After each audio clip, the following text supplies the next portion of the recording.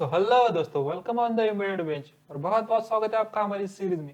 इस सीरीज में हम आपको ये बताएंगे कि एम्बेडेड सिस्टम क्या होता है। तो आज दोस्तों, आगे बढ़ने से पहले चैनल को जरूर सब्सक्राइब कीजिए, शेयर कीजिए और लाइक कीजिए। तो बिना वक्त गवाए तो चलिए चलते हैं हमारी स्क्रीन पर। दोस्तों, microcontroller is combination of the hardware and software. Hardware में माइक्रो कंट्रोलर और माइक्रो प्रोसेसर होते रहे। Microcontroller it is an integrated circuit that consist of CPU, RAM, ROM and input output peripheral. इसका मतलब क्या होता है, एक ही चिप पे सीपीयू, रैम, रोम और इनपुट आउटपुट पोर्ट्स होते हैं।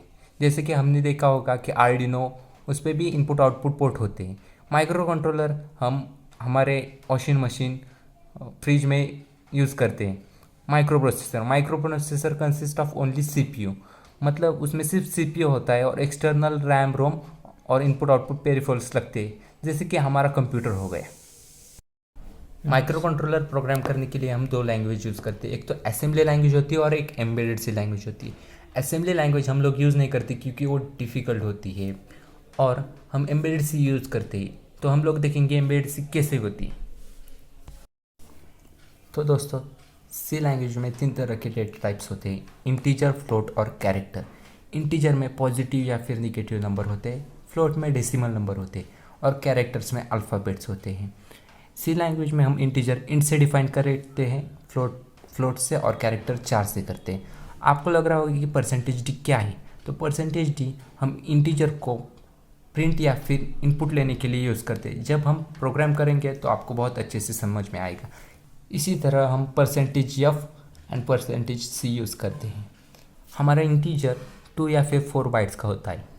1 बाइट यानी 8 बिट्स होता है। इसका मतलब हमारा इंटीजर 16 या फिर 32 बिट्स का होगा। उसी तरह फ्लोट हमारा 4 बाइट यानी 32 बिट्स का होगा, और 1 बाइट कैरेक्टर है, इसका मतलब ये 8 बिट्स होगा।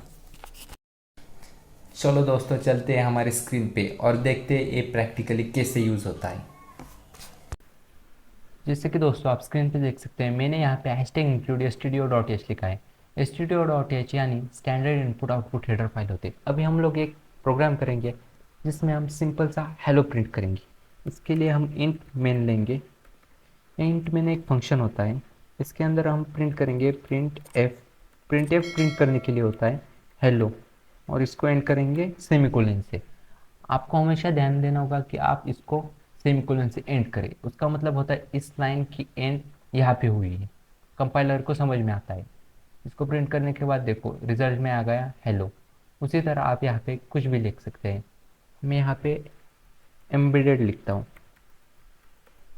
और प्रिंट करता हूँ, तो आप लोग देख सकते हैं कि यहाँ पे एम्बेडेड प्रिंट होके आ गया है। अगर आपको यूज़र से कुछ भी इनपुट लेना हो तो हम लोग स्कैनएफ फंक्शन का यूज़ करते हैं। इंट ए हमने लिया है क्योंकि हम यूज़र से एक इंटीजर वैल्यू ले रहे हैं, और ए एक वेरिएबल है। वेरिएबल का मतलब ये होता है कि एक डब्बा होता है, उसके अंदर आप कुछ भी वैल्यू स्टोर कर सकते हैं, जैसे कि आप राइट साइड स्क्रीन पे देख सकते हैं। अब हम एक स्कैनएफ लेंगे इनपुट लेने के लिए, परसेंटेज डी, क्योंकि ए इंटीजर है इसलिए परसेंटेज डी, कॉमा एंड ए, और यहाँ पे हम लिखेंगे रिजल्ट परसेंटेज डी। हम इंटीजर प्रिंट करने वाले हैं इसलिए हमने परसेंटेज डी लिया है और ए लेंगे, और इसको हम रन करेंगे। रन करने के बाद 25 लिखा मैंने, ये यूज़र से इनपुट मांग रहा है इसलिए यहाँ पे देख सकते हैं कि 25। अगर आप थोड़ा कंफ्यूज हो रहे हैं तो यहाँ पे आप लिख सकते हैं print F enter the number, enter the number, और यहाँ पे मैं एक \n दूंगा क्योंकि नेक्स्ट लाइन पे आना चाहिए मेरा, इसलिए ये देखो इधर आ गया एंटर द नंबर, और ये नेक्स्ट लाइन पे आ गया टर्मिनल क्योंकि मैंने यहाँ पे \n दिया था। अभी मैं लिखूंगा 25, रिजल्ट में आ गया 25। उसी तरह आप फ्लोट भी ले सकते हैं। फ्लोट लेने के लिए आपको इधर फ्लोट लिखना पड़ता है, फ्लोट ए, और इधर स्कैन एफ। अभी आप फ्लोट लिख रहे हैं इसलिए एफ लिखना पड़ेगा इधर, और रिजल्ट में भी एफ, और हम इसको रन करेंगे। ऐसा हमारा फ्लोट डेसिमल नंबर होता है इसलिए हम देते हैं 20.3। आप लोग देख सकते हैं यहाँ पे 20। अभी हम एक फ्लोट वैल्यू प्रिंट करेंगे। हमारा फ्लोट होता है एक डेसिमल वैल्यू, हम लोग लेते हैं 25.5। जैसे कि आप लोग देख सकते हैं कि 25.000 आ रहा है। अगर आपको डेसिमल के बाद सिर्फ 2 डिजिट चाहिए तो आपको कोड में यहाँ पे 0.2 डालना पड़ेगा। 0.2 इसका मतलब होता है डेसिमल के बाद सिर्फ 2 ही नंबर। यहाँ पे देखो 25.5 लिखा अभी, तो 25.50 आया सिर्फ। अभी हम लोग देखेंगे ऑपरेटर्स क्या होता है सी में। दोस्तों अभी हम लोग देखेंगे अर्थमेटिकल ऑपरेटर इन द सी। हमारी सी लैंग्वेज में 5 तरह के ऑपरेटर्स होते हैं: arithmetical operator, bitwise operator, assignment operator, logical operator and conditional operator. Arithmetical operator में एडिशन, सब्ट्रैक्शन, मल्टीप्लिकेशन, डिवीजन और मॉड्यूलस होता है। बिटवाइज ऑपरेटर बहुत इंपॉर्टेंट है, जब हम माइक्रो कंट्रोलर प्रोग्रामिंग करेंगे तो अभी आपको पता चलेगा कि बिटवाइज ऑपरेटर में क्या होता है।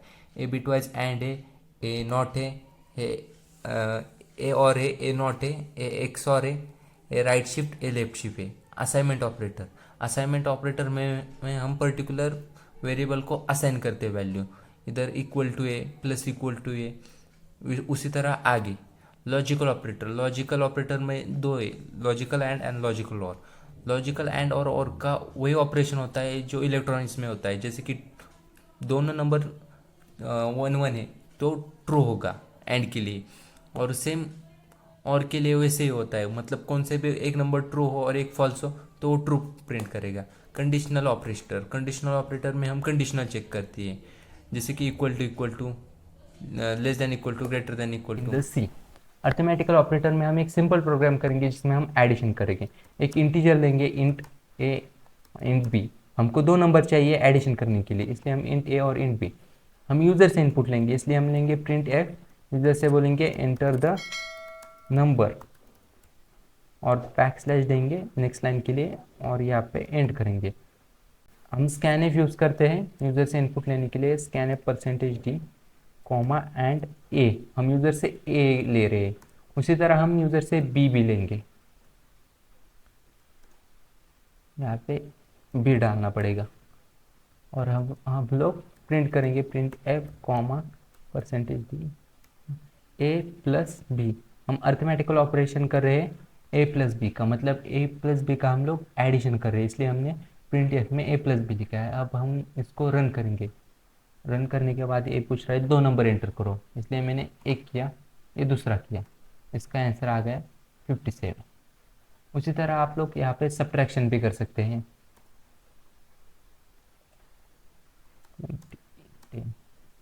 आंसर आ गया 10। उसी तरह आप लोग डिवीजन, मल्टीप्लिकेशन कुछ भी कर सकते हैं। अभी हम लोग देखेंगे बिटवाइज ऑपरेटर का एक सिंपल सा प्रोग्राम। हम लोग बिटवाइज ऑपरेटर में भी 2 यूज़र से इनपुट लेंगे और हम इसको ऑपरेट करेंगे। इसके लिए हम क्या करेंगे, बिटवाइज ऑपरेटर में और एक इंटीजर लेंगे और एक्स में क्या करेंगे, हम लोग ए और बी का एंड ऑपरेशन परफॉर्म करेंगे और एक्स में सेव करेंगे। मैं आपको दिखाता हूँ, 1 मिनट। ए एंड बी, इसका मतलब हमने ए एंड बी का ऑपरेशन एक्स में स्टोर किया। अभी हम लोग प्रिंट करेंगे एक्स को,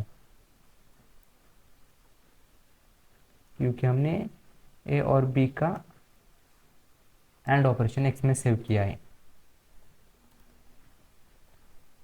इधर देखो 20 35, इसका मतलब 0 आ गया है। इसका मतलब क्या होगा, ये 2 नंबर होंगे तभी आएगा। मैं दिखाता हूँ आपको, इधर फिर से रन करके, यहाँ पे मैंने 10 लिखा और 10 लिखा तो 10 आ गया, इसका मतलब दोनों सेम इसलिए आ गया।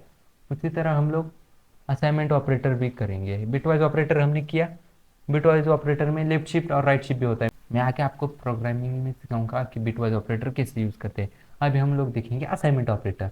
हम लोग क्या करते थे, अर्थमेटिकल ऑपरेटर में यूज़र से इनपुट लिखते थे। असाइनमेंट ऑपरेटर में आप लोग है ना खुद से यहाँ पे इनपुट दे सकते हैं, इक्वल टू 10 और इधर इक्वल टू कुछ भी दे सकते हैं आप, ऐसा कुछ नहीं है मैंने वो दिया है वही आपको देना पड़ेगा। इसका मतलब क्या होता है, ए वेरिएबल में 10 की वैल्यू सेव हो गई।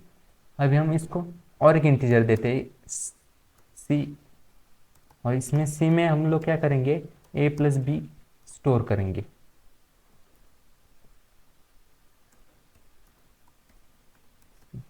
अब हम लोग सी को प्रिंट करेंगे। इसका आंसर आएगा 30। ये देखो इधर आ गया 30 आंसर। इसी तरह आप लोग बाकी के असाइनमेंट ऑपरेटर कर सकते हैं। लॉजिकल ऑपरेटर और कंडीशनल ऑपरेटर के लिए आपको कंडीशनल स्टेटमेंट जाना ज़रूरी है, इसलिए हम लोग अगले लेक्चर में आपको कंडीशनल स्टेटमेंट सिखाएंगे। Thank you for watching our video and don't forget to subscribe our channel. Thank you so much.